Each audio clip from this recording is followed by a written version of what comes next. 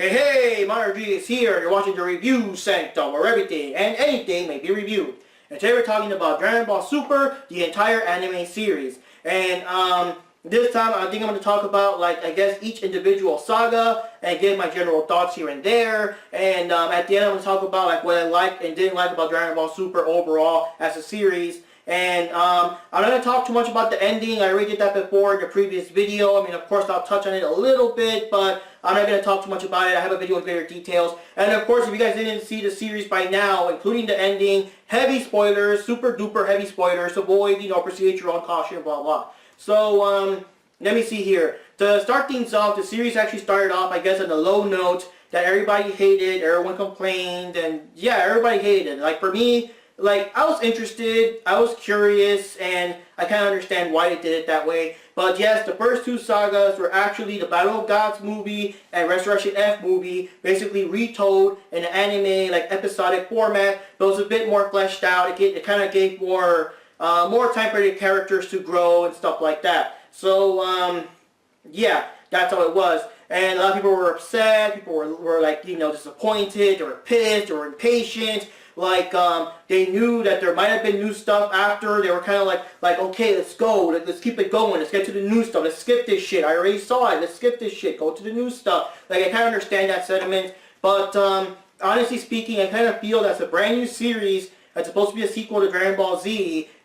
You shouldn't have to, oh, yeah, go see those two movies or whatever. You should be able to just jump right in and watch the series right away, I understand when Dragon Ball Super came out, I think Resurrection F was recently, on Blu-ray and stuff. It was still kind of new. And, of course, with Resurrection F being out, they released more copies of Battle of Gods. You could buy them both, that kind of stuff. But now, years later, they're kind of hard to track down. So, I think that if you were a brand new person to anime and you never heard of this stuff or you never heard about Super or whatever, you're like, oh wow, Dragon Ball Super, yeah, I'll check that out. Sequel to Dragon Ball Z, why not? And then be just thrown in the middle of it. You're like, well, who the fuck are these gods of destruction? What the hell happened here? What's Super Saiyan God? What? When did Frieza come back? What? That kind of stuff. It just kind of doesn't make sense. Oh wait, I gotta go see two movies first before seeing the series to understand it better. So I kind of understand that. You shouldn't have to watch movies to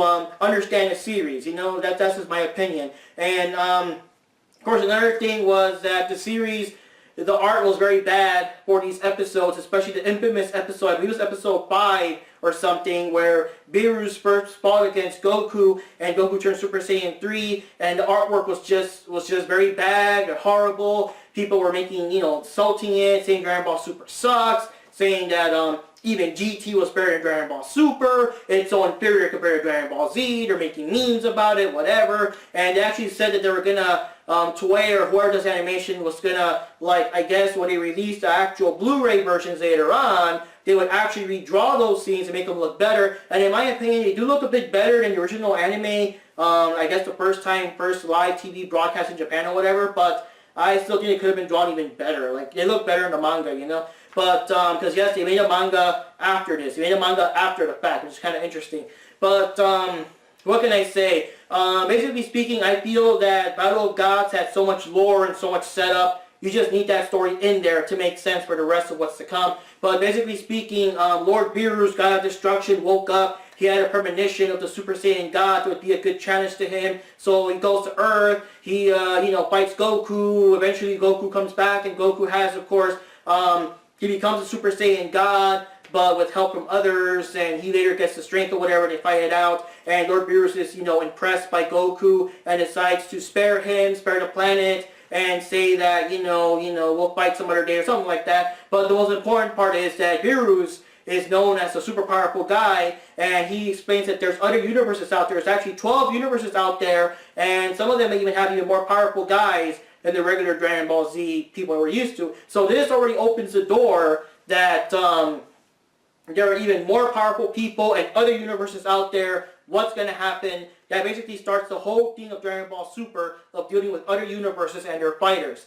And then of course you got Resurrection F, and it also kind of, fleshes things out here and there. What I do like is it actually had a bit more insight of Frieza's training, of how Frieza got strong, because basically speaking, they just had Frieza say I'll train for a month or two or whatever, 4 months, I think it was 4 months, and then just came back, he came back to Earth, super powerful, able to defeat everyone, and turning into Golden Frieza and whatever, and, you know, like, I would like to have seen the training, and here, they at least showed a little bit about it. Now, the thing that, I would like to expand on, because, like, Battle of Gods, they expand a little bit more. They show a little bit more of what Goku's normal life is, what Vegeta's normal life is, and stuff like that before Beerus showed up. And they also had little things to explain that Ro Kaioshin was the one that was fighting against Beerus. Like, you remember Dragon Ball Z, he always said that he was trapped in the sword while trying to defeat this whatever. So I guess Beerus was the one that trapped him into the sword. And when, you know, that explains how he got stuck in the sword in the first place, the Z sword, you know? So they kind of expand here and there. And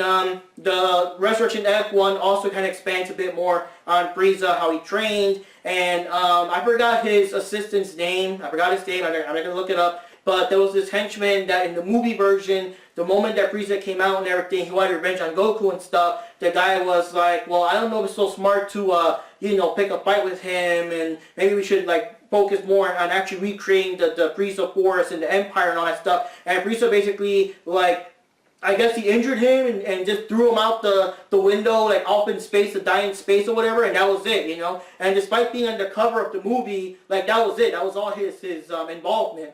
And here in Dragon Ball Super, he was actually training alongside Frieza, sorta. He was kind of like Frieza's test dummy, like practicing, like injuring him to the point of almost death, and then re-healing, and then doing that again, and over and over and over again for 4 months, you know, until he just plain, like, went insane. He went as insane as Frieza, basically. So they kind of did that. They actually brought back Captain Ginyu, interesting enough. And, yeah, so they kind of, like, expanded some more, have a little bit of, I guess, Ginyu coming back, you know, I don't know if that was really necessary or not, but whatever, but it was still, oh, Tagoma was his name, Tacoma, I think, either Tacoma or Tagoma, yeah, but, yeah, they gave a little bit more, it was fleshed out a bit more, and they also fixed a little thing here, because, in the movie version, Goku was still Super Saiyan Blue when he got blasted, you know, through the heart or whatever, and was almost dying.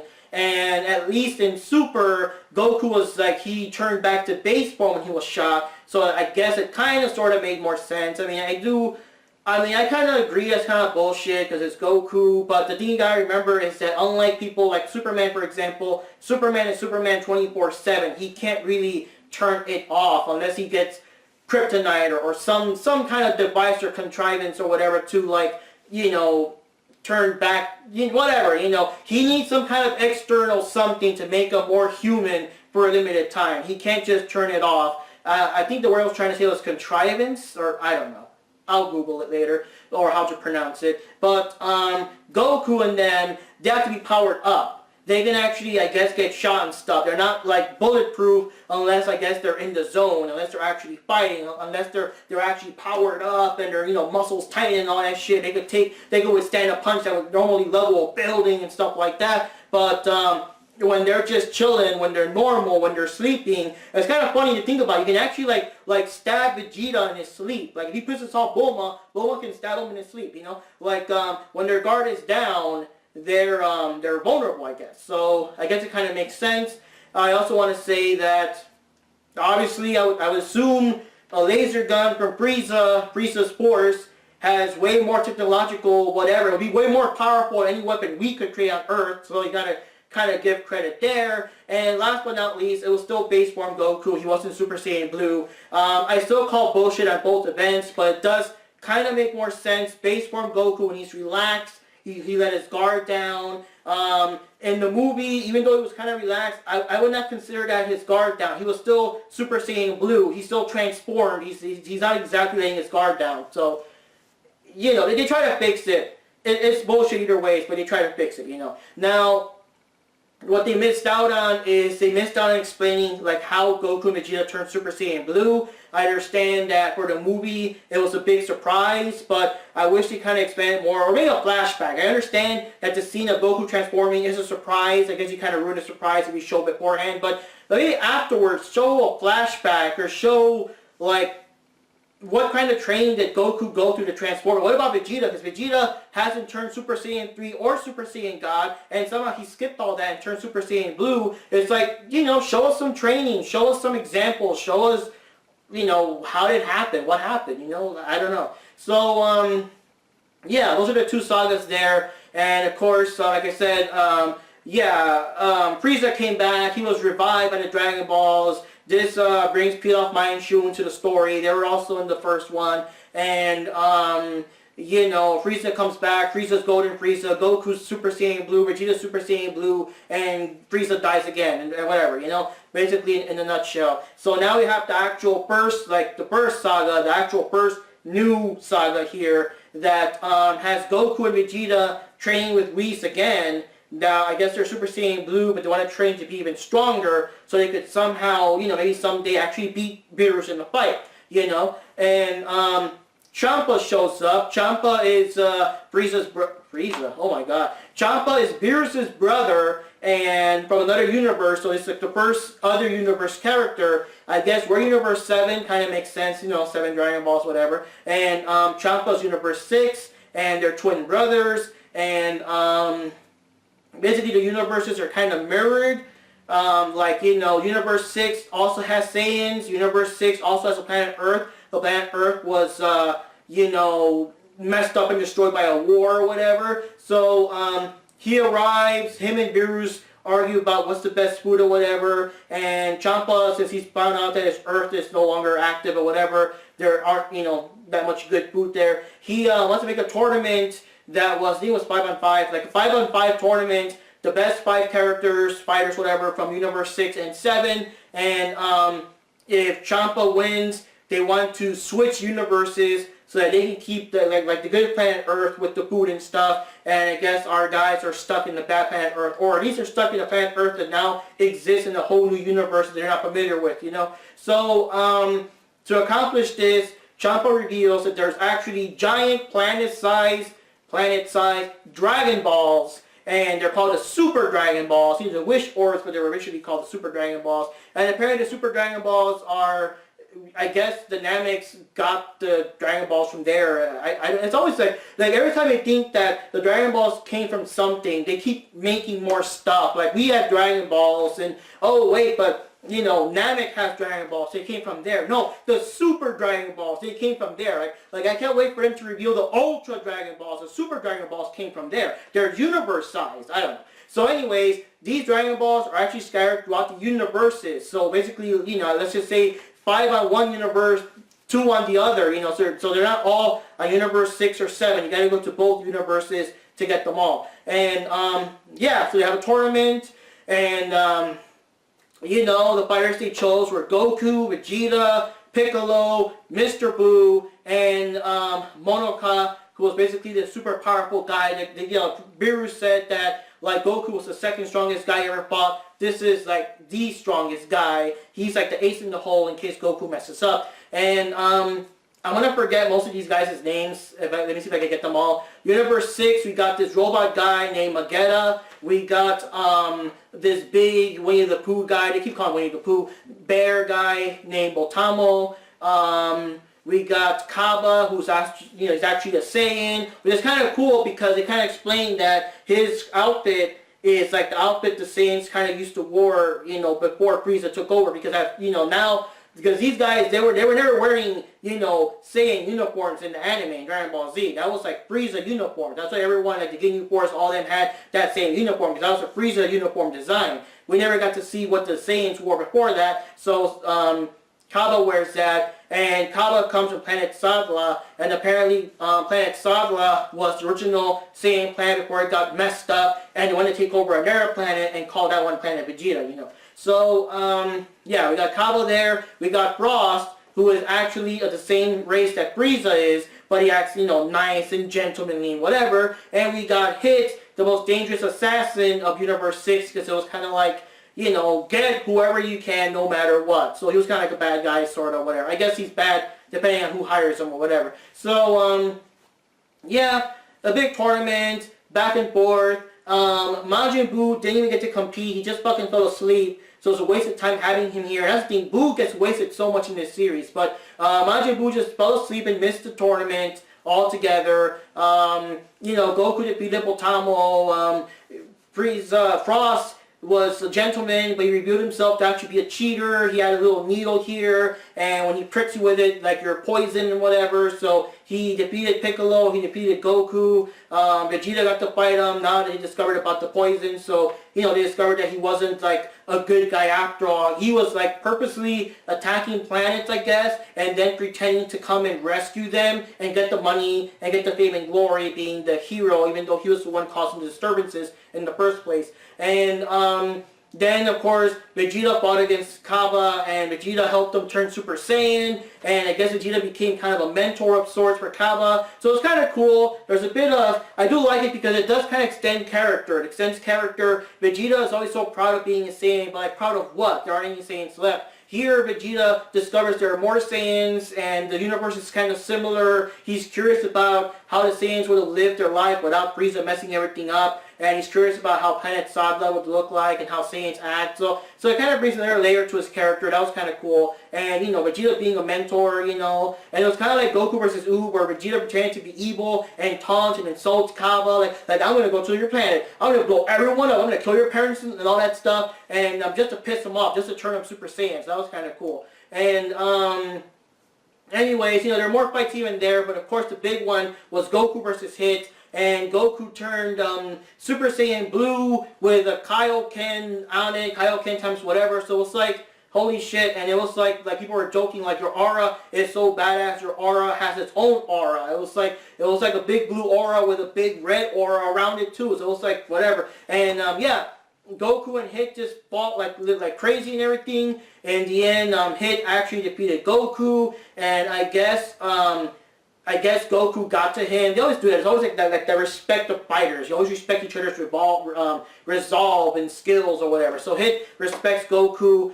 and whenever Hit got to fight against Monoka, is released, and Monoka, whatever his name is, was actually just a regular guy. He was like a delivery guy for Lord Beerus. And I guess Beerus was using him as an example to kind of teach Goku that he's not the strongest all the time. So he had him pretend to be the strongest, because I guess he expected Goku and Vegeta to win and not ever give him a chance to fight or whatever. But Hitch, for whatever reason, decided to be noble and just faked his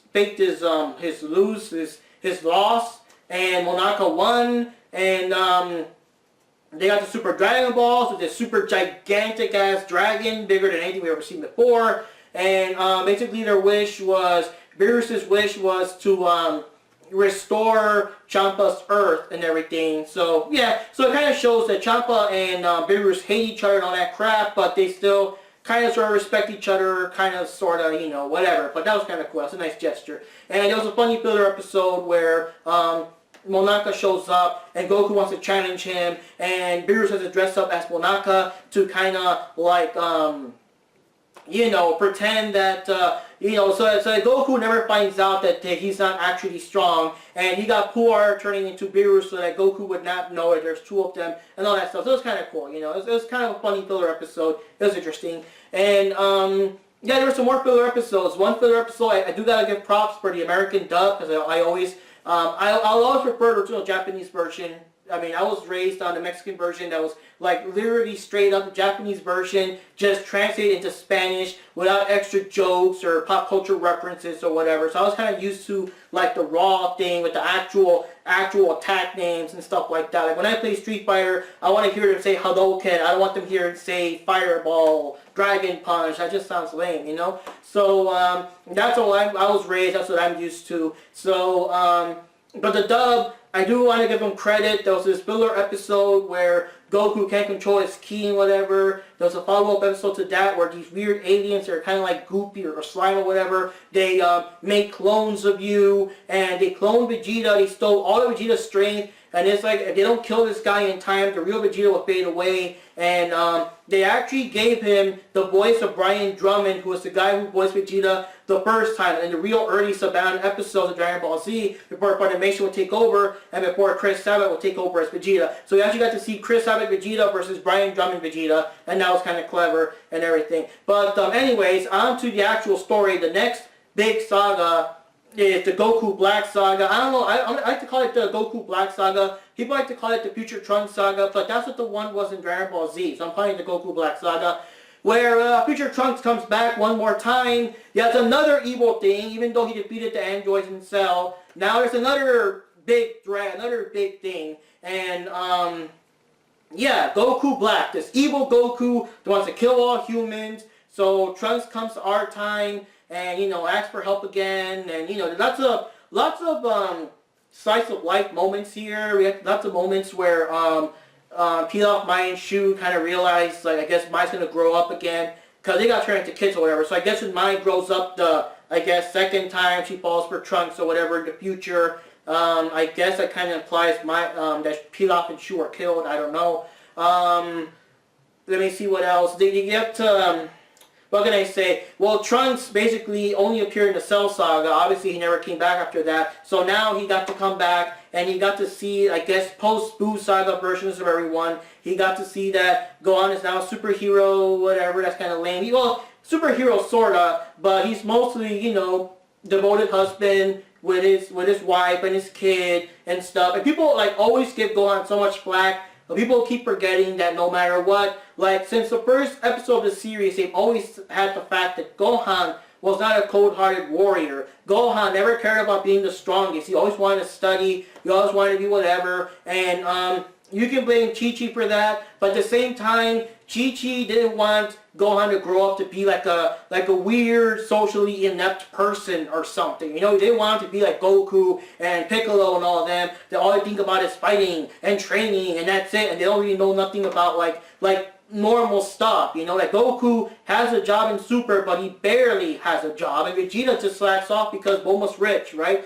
So she didn't want that. And yeah, she accomplished it. So people might get pissed off because Gohan's not, you know, cold-hearted, he's not a warrior, blah, blah, blah, blah. But even in the Cell Saga, he was pushed to that point, but it was still kind of like, you know, he's going to kill Cell so he could go back to living a peaceful life, not because he wants to be a warrior, surpass Vegeta or whatever, you know. So it makes sense that here he did it. He accomplished it. He has a kid, he has a wife, he has a good job that pays good money, you know. I mean, Goku and them, they're basically living off their Chi-Chi's father's money. Here, Gohan is actually earning the money for them and stuff like that. So it's pretty cool, you know. Yeah, it's cool. And Trunks got to see it, like, he got to smile. He got to say, oh man, like, Gohan got to live. He got to live. So that was pretty cool, you know, that's pretty cool. And, so yeah, Goku Black it's like a big convoluted story, but basically speaking, Goku Black comes to our time, he challenges everyone, whatever. The guys have used the time machine to go to his time to fight him, and this is the part of the saga I didn't like too much back and forth. It was like, I don't know, it was kind of ridiculous, like how they went back to his time, they fought, oh shit, he's too strong, we gotta get out of here. They, you know, escape back to our time to heal. Oh, they go back the second time. Second time's like, oh yeah, you know, now we got this. Now this is like the payback, you know. No, second time, Goku Black appears, Zamasu appears, and they're too strong. They gotta escape again. I'm like, what? Again? So yeah, so they gotta go back the third time to fight him and stuff. And yes, as for Zamasu is like a guy who's training to be a Kaioshin.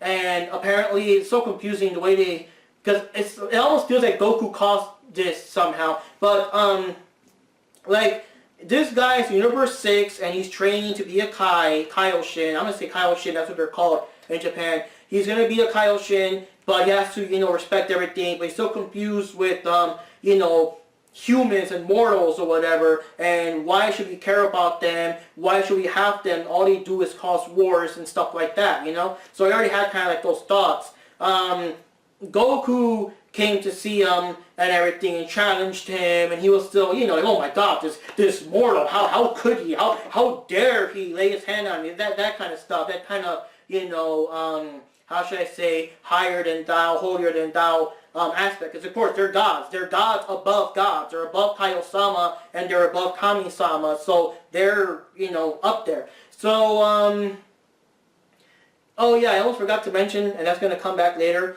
that when the tournament with Goku and Hit ended, we actually got to meet Zeno-sama, who is basically the god of everything, and he actually has the power to destroy the entire fucking, like, all reality if he wanted to, and he wanted to make a tournament in the future of all the universes, and of course Goku's like, yeah, let's do that, you know, and that's going to come back later. So anyways, Goku Black, Goku fights him and stuff, and he gets resentful of that and everything. And yeah, basically it's a convoluted story and it's heavy spoilers. But another version of Samas kills Gowasu, which is his instructor, his trainer, and steals like the time rings. And I don't know, well, he stole the time ring. I'm starting to forget why. I guess he stole it to go back to their time. It's kind of confusing how many timelines there are, because he steals the time ring and he like gets all the Super Dragon Balls and everything, and he wishes himself to switch bodies with Goku. So yeah, now he's in Goku's body, and Goku himself is now replaced by Samasa's body, which is kind of weird because, I mean, it's some other, I guess it's the future. I guess it's the regular future, the regular Dragon Ball Super future. Because you gotta remember, Goku's already dead in Trunks' future's timeline. So I guess it's future Goku for Dragon Ball Super. I guess that's what happened. So he switches bodies with Goku. He comes back. He actually kills Goku, kills Chi-Chi, kills Goten. I assume he kills everyone else because there was a scene where he first saw him. He already knew who Vegeta was, so I assume he killed Vegeta and all them too. So I guess another thing is like now they introduced a new idea that the God of Destruction is tied to the Kaioshins. If you kill the Kaioshins, the God of Destruction dies. And it's interesting because in the manga they actually explained that Trunks was living a normal life until, of course, Babidi and Dabura would show up to try to release Majin Buu, but Trunks was training with them, with the Kaioshins and everything, so he was ready for them. And even though he did kill Babidi, and I guess Majin Buu was never released, what's his name? Dabura still killed Kaioshin, so that by default killed Lord Beerus, and that's why Lord Beerus was not around to cause trouble for Goku Black in that alternate timeline, the alternate future, wherever. The timelines are so confusing. But anyways, after he killed Goku and all that stuff, you know, as Goku Black, he goes to, I guess, another alternate timeline. I'm confused as to which one, and I guess it was the one that we saw him. I don't know, but he goes to see himself as Samasu when Samasu was still, I guess, kind of sort of good, kind of sort of doubtful and everything, and he appears before him and says, I am you, I'm you, and I agree with you. I agree with your plans. I agree that mortals are beneath us and they shouldn't be around, and that, everything would be better. The universe would be much more beautiful without humans. We've got to do the zero human plan or zero mortal plan, kill them all. So, basically Samasu and Samasu as Goku Black teamed up, both of them together. So, that's their big plan. And, so Goku and Vegeta, fight them multiple times, and Trunks too, and stuff like that. This is where the power scaling gets kind of weird and doesn't make sense. It's kind of, I don't know. This is the part of the series where you have to kind of turn your brain off and just say, if you want to see good fights, just ignore the logic and let them fight. Because honestly speaking, Trunks only turned Super Saiyan 2 as far as I can tell. He has no place in a fight where Goku and Vegeta Super Saiyan Blue can't even touch them, and yet Trunks is there still, like, actually knocking them back and stuff like that. So he has no place in this fight, but it's kind of like, if you want to see a good fight, just turn your brain off and forget about power levels and everything. Because honestly speaking, I think people would have been so pissed off, because basically Trunks, when you compare him to everybody else in that fight, he's basically the Krillin or Yamcha of that fight. And I know so many people would have been so pissed off if Samasu or Goku Black kicked him or something, and that already broke every bone in his body from that kick, like they used to do with Krillin all the time. So, what can you do? They also introduced the idea that the Potara earrings are not permanent. They're only permanent if you're a Kai. So if you're like fused like Real Kaioshin, that never goes away. He'll always be old. He'll always be fused with the witch. That's why he looks old.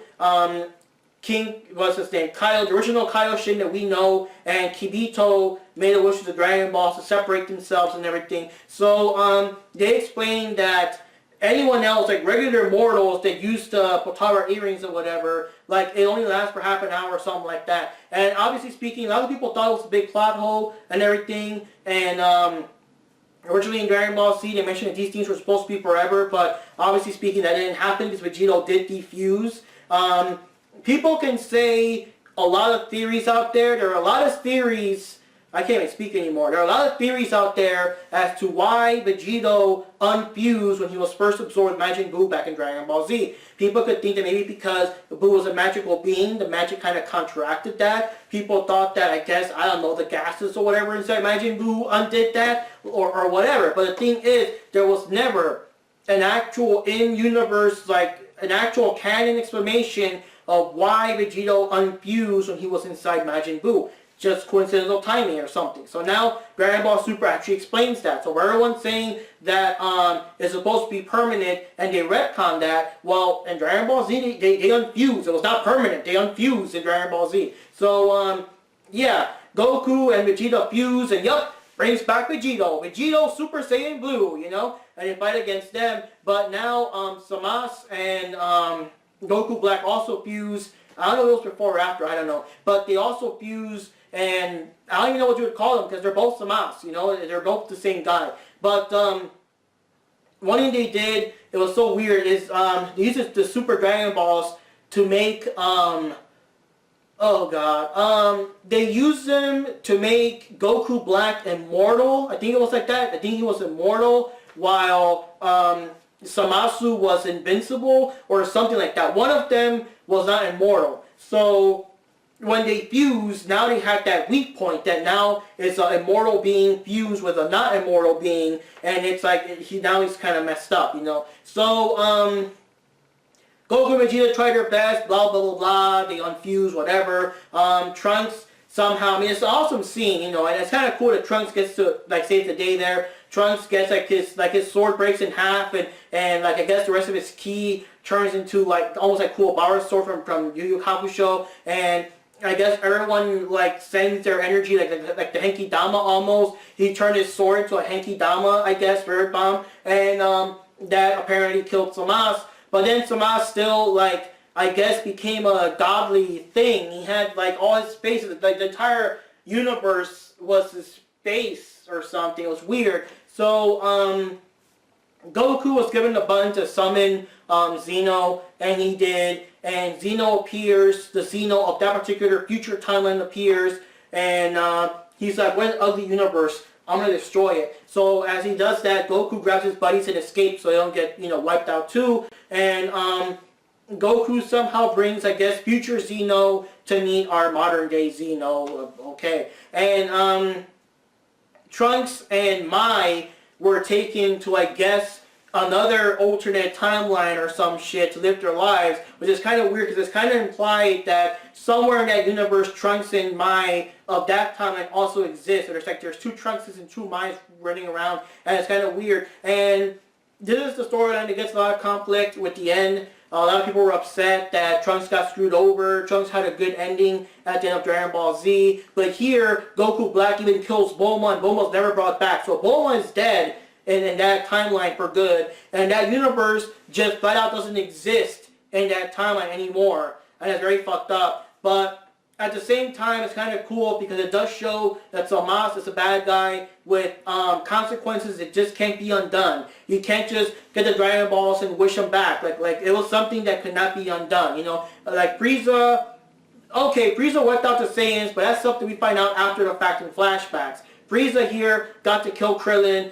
He's still around, they brought him back, you know. Cell killed Trunks, Trunks is still around, you know. They killed Goku, Goku's still around, you know. Majin Buu wiped out the planet, they wished the planet back, you know. So, to have Samasu, I guess with Xeno, wipe out the universe and just leave it like that, that shows, actual lasting consequences. That shows that he really was that dangerous of a bad guy, that much of a menace, and that's something that I guess Trunks and Mai are gonna have to live with the rest of their lives. It's just, you know, what can you say? It's not always a happy ending. I kind of liked it because it was kind of different, you know. It kind of shows that the Dragon Balls are always like the backup plan, but this time it wasn't the backup plan. You know, it wasn't. And yeah, it's kind of interesting because just like how Dragon Ball Z was kind of whatever, and the Cell Saga started, and like the Android and Cell Saga just had a more darker tone. Yeah, Goku Black also had more of a darker tone, especially with the ending. So then we get, of course, the final story of the series here, where Goku gets bored,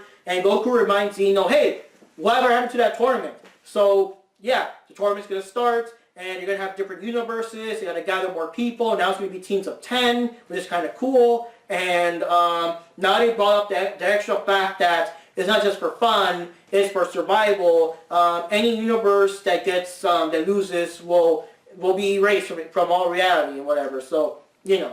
So anyways, Goku has some cool people there. He has, you know, they actually bring back Roshi, they brought back Tenshin Han, they had Krillin there, Gohan, Piccolo, of course Vegeta, stuff like that. And originally it's going to be Majin Buu, but, like, I don't know, the series is weird because I don't know why they don't include Majin Buu as a fighter. Maybe because it's just too cheesy with him being able to regenerate all the time. Maybe that's why. But here they actually made Buu for some reason slim and in shape just to have him miss the tournament anyway. So they invite Android 18, they invite Android 17 too, which of course officially brings back Android 17 because remember that at the end of Dragon Ball Z, 17 never really, well, he died, but they did wish back everybody, including him. We didn't see him, but he was revived, so, you know.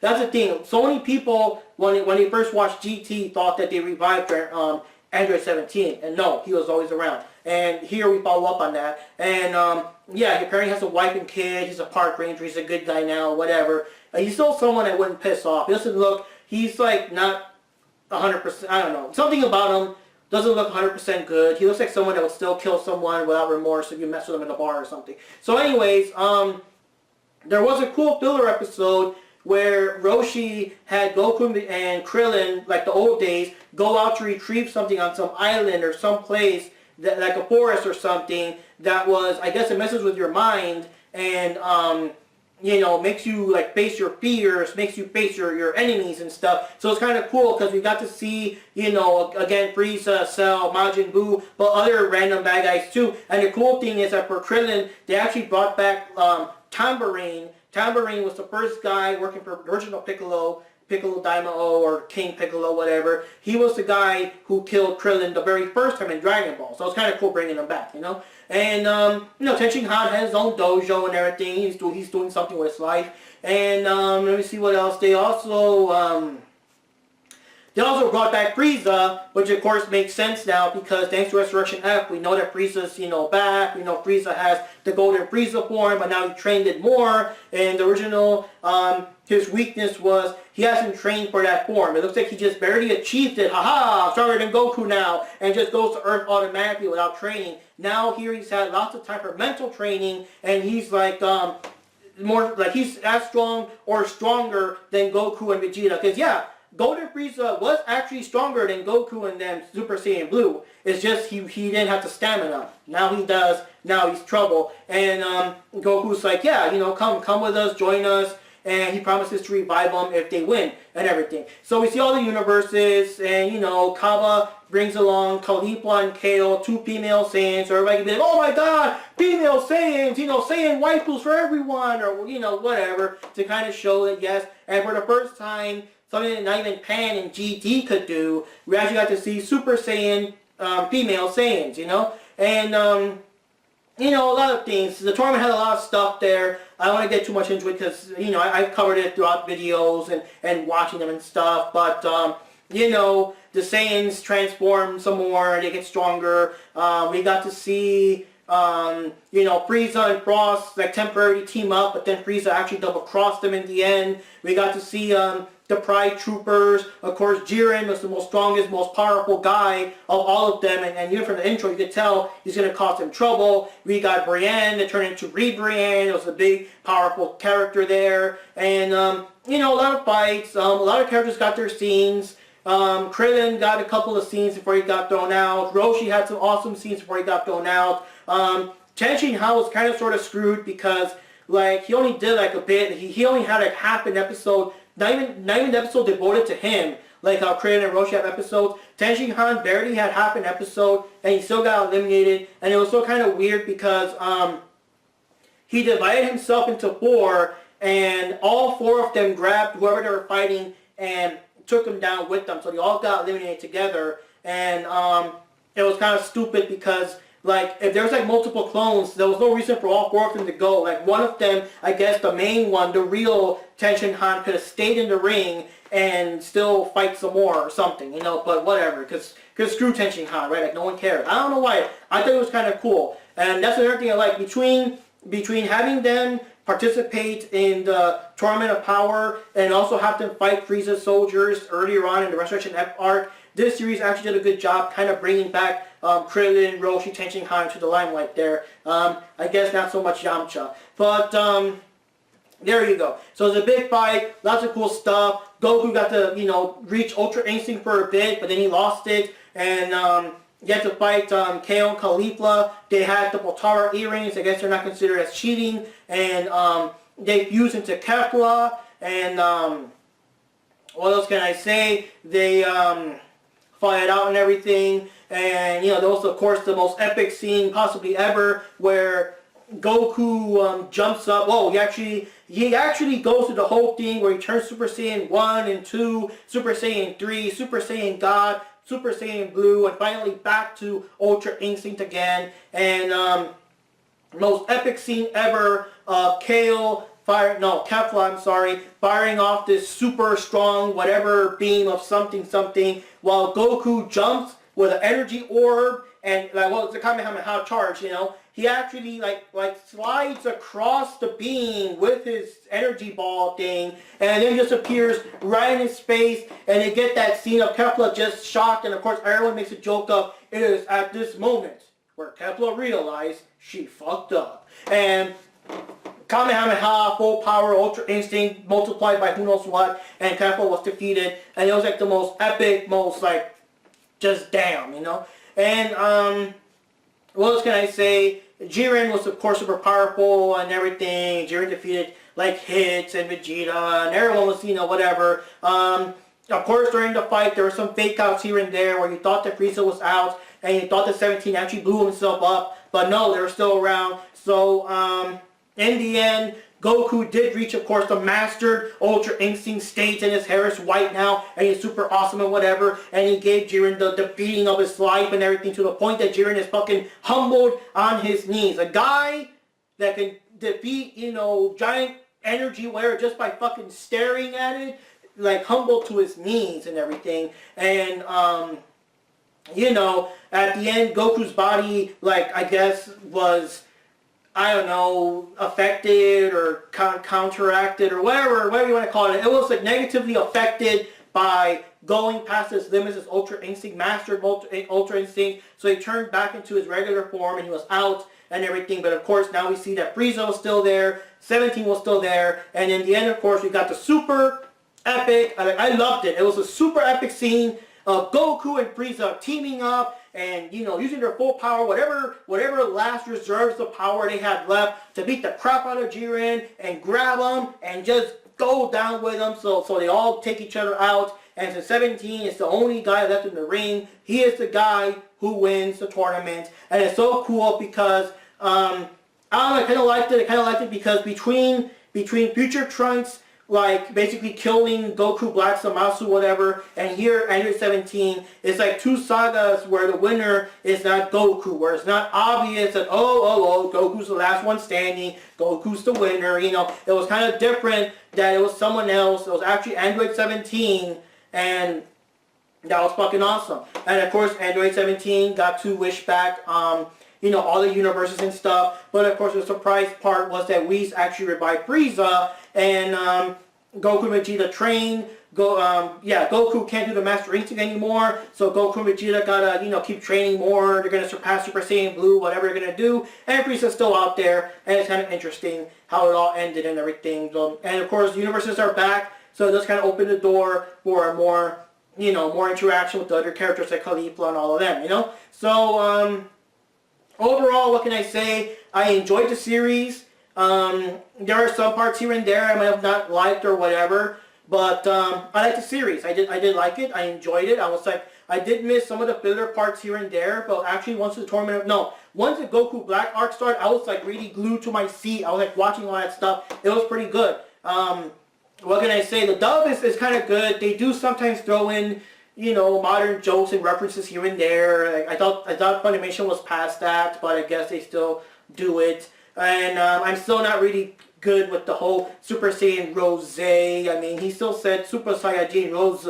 He didn't say Rose, so I don't like that. But as for the actual series, what can I say? The parts I don't like about the series, I don't like, of course, the first episodes where the animation was bad. And it's kind of interesting, though, because it's kind of weird. Like, in my opinion, I don't know. I think what people were saying is that the same people that did the movies had to start doing Dragon Ball Super right away. It takes a while to make a series. You can't just say, there's a brand new series coming out next week and it's already out and the guys worked all week to make that episode. No, I mean, it takes months in advance. So people were saying that I think the same people that were doing the movies were doing the series, and as everything was rush because they want to make the big announcement, they want to release it in time, those episodes are rushed and animated sloppy, but it's kind of weird because I also get the distinct feeling that,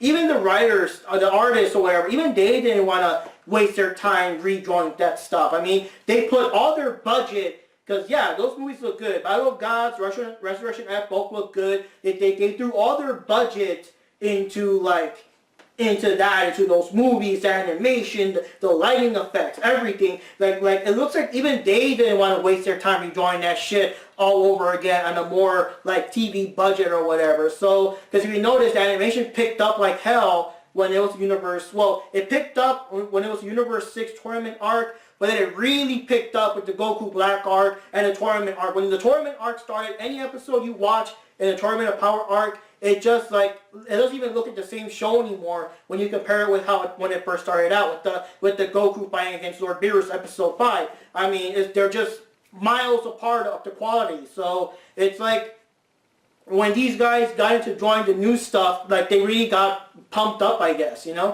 yeah, the animation's pretty cool. I mean, some parts still falter here, but some of the fights, I mean, people can say a lot of stuff, but every time Goku and Jiren fought, Goku versus Hit, some of the fights with Goku Black and Samasu, all that stuff was pretty cool. You can't really complain too much. Now, let me see what else is bad. Let me see.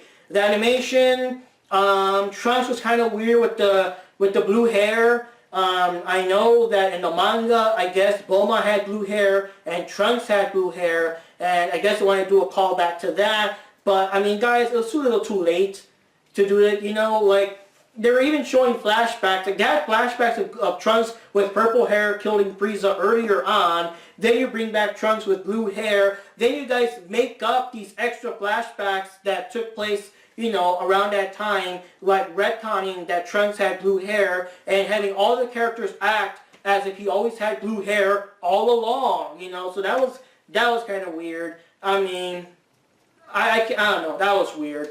Okay, so another thing besides the animation and Trunks and stuff, the hair, is I guess they could have done something, they could have done it differently or something. It's just the lack of blood and censorship. And it wouldn't have been so bad if it didn't have extra scenes in there that kind of imply, but there's no blood and whatever, It's like Dragon Ball and Dragon Ball Z were actually originally aired in prime time back in Japan. And, the teenagers and kids, they're not as sensitive, or at least not as sensitive as their parents like to think they are here in America. So we had arms being ripped off. We had Goku and Piccolo being drilled through, Goku and Raditz being drilled through a beam with blood gushing out and blood here and blood there. People saying, damn, hell, you bastard. People saying that they got killed, not the next dimension, and you know, Roshi grabbing Bulma's ass and stuff like that. They had all that stuff uncensored and everything. And if you notice here in Dragon Ball Super, now that they air it more in the morning time for the kids, the Japanese kids and everything, they had to tone it down. Well, I don't know. Roshi got pretty crazy there in some of those episodes, but in terms of violence, though, yeah, it's funny. It's like Roshi being ass grabber is okay, but not the violence.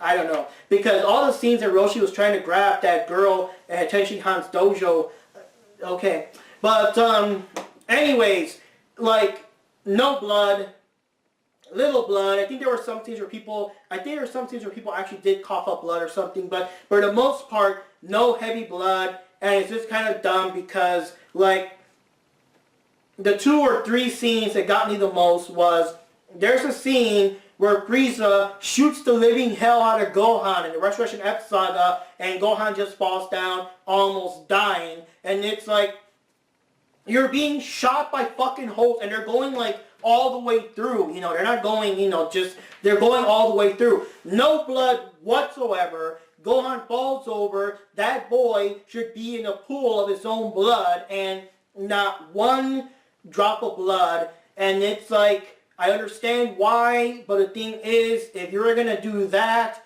then why even draw that? Why even have Frieza zap him? Make Frieza maybe just blast him so he's kind of fried and he just falls over, kind of burnt or something. But don't make him impale him with multiple blasts if you're not going to show the blood.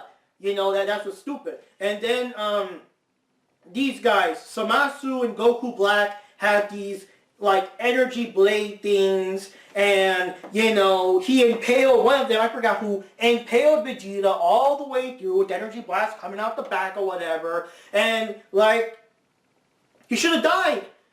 Honestly, he should have died. You know, that would have been a shock. People would not have seen it coming that Vegeta died. Obviously, they would have revived him later or something, but he should have fucking died. He's fucking laying there, and again, no blood. He's not lying in a pool of his own blood. He actually got up somehow and still like tried to. He did something. I forgot what he did. But he still. I mean, just the fact he could still get up while having a fucking hole here, like it was a big ass hole. You know, like they don't show it from this angle, but you know, it's like no. And then you got these techniques where, like, they throw all these sharp blades on you, and you just got all these blades stuck on you, and they blow up, and it's like, why do you guys keep playing with sharp objects and stuff if you're not going to show the blood? Why? They could have given him something, some other technique or something that wasn't, like, bladey or knifey, because you're not going to show the blood anyways. You're going to censor it. At least do like a filter or like a shadow thing where the shadow has blood coming out, but you don't actually see the character doing it. It's just, that was dumb for me. That was the part I complained about the most. Frieza and Gohan and Goku Black and Zamasu, every time they impaled someone that should have been fucking dead, or you know, at least have Vegeta like, you know, lots of blood, something. It's like, I don't know. It's weird. It's like, I understand some things about censorship, but there's also, like, if you can't show it because you gotta censor it, like, don't waste time and don't do it. There's like a million ways that Frieza could have injured Gohan without having to show him getting thrilled and not bleed. There's a million ways that Zamasu and Goku Black could have beat the crap out of Vegeta, Goku. Lots of cool new techniques you guys could have come up with that don't involve cutting, but not really cutting the characters. That was my biggest complaint. I don't think anything else. Now I do know that a lot of people were complaining that Caulifla and Kale were you know, transforming pretty quick and everything, like they were transforming to Super Saiyan 1 and Super Saiyan 2, and she was like, oh, I want to turn Super Saiyan 3, and everybody was like, oh my god, if she turns Super Saiyan 3, then fuck this, I'm out of here, you know, that kind of stuff. And I don't know, the storyline's always been kind of like that. They've always jumped the characters forward when they did that. Goten and Trunks trained to Super Saiyan as little kids without any real trauma, without any real like thing to ignite their anger, was just an excuse to have the kids actually powerful enough to contribute to the storyline. Because otherwise, they would have just been there in the background, they couldn't do anything. Even if they turned into Gotenks, they wouldn't have done anything without being able to turn Super Saiyan. It would have been of no help at all. So that's why they just became Super Saiyan just like that. So that's why they introduced Caulifla and Kale. They had to make them Super Saiyan. They made Kale, you know, into female Brawly, kind of like a callback to it and everything. But you know, they did it for the reason of the storyline. Now, what I do not like, though, okay, I do understand a bit that I guess the girls explain you get a tingly feeling in your back, and that turns you to Super Saiyan. Now, I wouldn't be so mad if that was just in that universe. You could kind of say, okay, maybe that's how it works like in Universe 6. Maybe in Universe 6, they turn Super Saiyan by feeling a tingly feeling in your back. But then, when they talk to Goku from our universe, Goku's like, yeah, that's right, I remember that. I'm like, no, fuck you, you turn Super Saiyan because you killed Krillin, not because a tingly feeling in your back. No, don't retcon stuff, I hate that. There are certain things I kind of forgive here and there, but that one kind of threw me off. Yeah, it's stupid. So anyways, I think actually throughout the review, I did mention the stuff I did like. I did like the fights, the animation, the fleshing out of characters. We get to see more of Vegeta, like, actually adapting to Earth life and being a father and being a family member. You know, he has lots of cool scenes with Bulma and Trunks, you know, and he still doesn't change. He's not like Mr. Rogers, you know. He still acts like his badass self, just, don't talk to me, and all that stuff, but he still has scenes that he's still a good family man, and he cares about Bulma, he cares about Trunks, and he cares about, like, the older Trunks, because, of course, all the older Trunks ever wanted from the future was approval from his dad, and he got that from Vegeta, so that was kind of cool. I think Vegeta got the most character development of everyone else. Everyone else was just kind of sort of there, but Yamcha became more of a joke character. Krillin was kind of weird because Krillin wanted to get back into martial arts. He had to overcome his fears and all that stuff, and he did. But then, like, he didn't last long in the tournament anyways. Like, he had all these techniques, like the Kaioken times 1,000 or whatever, and all these multiple Kienzans and stuff like that. And like, he could have done more after all that build up and everything. But yeah, I did introduce all these cool concepts. Frieza got some character growth too, because the part I like the most about having Frieza in Tournament of Power is because it's something different for him altogether. Frieza just ruled the universe, but the moment Goku kicked his ass, his entire existence is must kill Goku, must kill Goku. And here, he finally has something else. He's fighting for his own life. He doesn't care about the universe, but he's fighting for his own life, and it's kind of interesting to see him fight other people that are not just Goku. It's cool seeing Frieza fight against Jiren and against oh god, I forgot the Pride Trooper guy that looks like a rabbit, whatever the hell his name is. Dipso, there you go, fighting against Dipso, and just other characters altogether. You know, I like the scene where this one guy was so scared of Frieza, he preferred to actually fucking jump out of the tournament thing than to face Frieza. You know, that's just how fearsome he is. It was kind of cool. It's different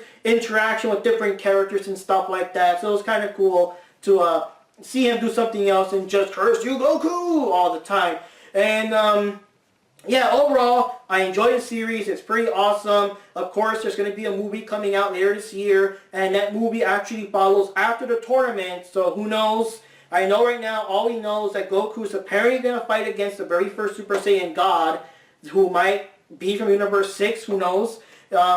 We don't know if there's going to be any Universe 6 characters in there, or what the other characters are doing, or, you know, how this goes along. Hey, it'd be epic if Oob was in it, and they do want to make another series. Probably won't be Dragon Ball Super. Dragon Ball Super ended. You don't end the series like that and just make another season. It'll be called Dragon Ball Ultra, or whatever it'll be called. I don't know.